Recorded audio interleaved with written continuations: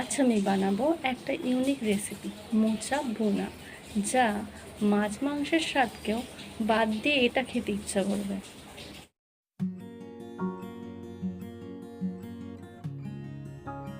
প্রথমে মোচাটাকে আমি এইভাবে ছাড়িয়ে নেব।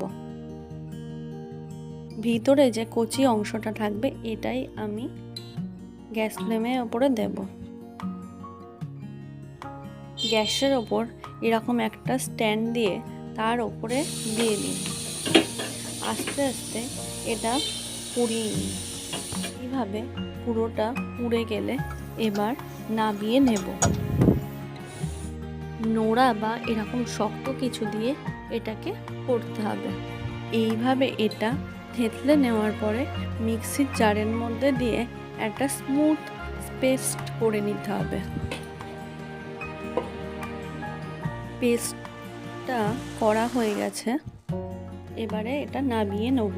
এটা মিক্সির জারের মধ্যে সাদা সর্ষে, কালো সর্ষে, পোস্ত, কাঁচা লঙ্কা স্বাদ মতো দিতে পারেন, আরও যারা বেশি খায় তারা বেশিও দিতে পারেন। নুন দিয়ে একটা পেস্ট করে নেব। এই মাছটাকে আমি হালকা ফ্রাই করে নেব। এটাকে কাঁচাও দিতে পারেন, কিন্তু আমি এখানে ফ্রাই করে নিচ্ছি। ফ্রাই করে নিয়ে একটা মিক্সির মধ্যে দিয়ে পেস্ট করে নেব চিংড়ি মাছগুলোর। এই সবকটা জিনিসকে একসাথে মেখে নেব। এখানে স্বাদ মতো নুন দিয়ে দেব, যে যেমন নুন খায়। হলুদ গুঁড়ো, স্বাদের জন্য অল্প একটু চিনি, আর তেল দিয়ে দেবো, কাঁচা সর্ষের তেল। মশলাগুলো দেওয়ার পরে ভালোভাবে মেখে নেব। এর মধ্যে খানিকটা নারকেল কোড়াও দিয়েছি। কলা পাতাটাকে গ্যাসের ওপর দিয়ে একটু নরম করে দেবো, যাতে না ভেঙে যায়।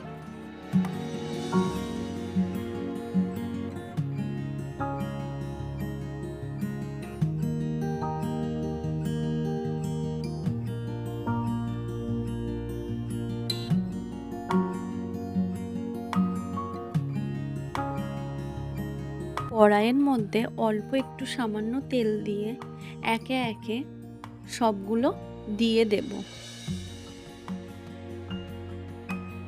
দেওয়া হয়ে গেলে 10-15 মিনিট, অন্তত 20 মিনিটের জন্য এটা চাপা দিয়ে রেখে দেবো। গ্যাসের ফ্লেমটা প্রথমে হাই রাখার পরে একটু মাঝামাঝি ফ্লেমে রেখে দেবো। এটা দেখতে বা খেতে দুটোতেই খুব সুন্দর হয়েছে। সবাই বাড়িতে ট্রাই করে দেখুন। আমার ভিডিওটা দেখার জন্য ধন্যবাদ সবাইকে।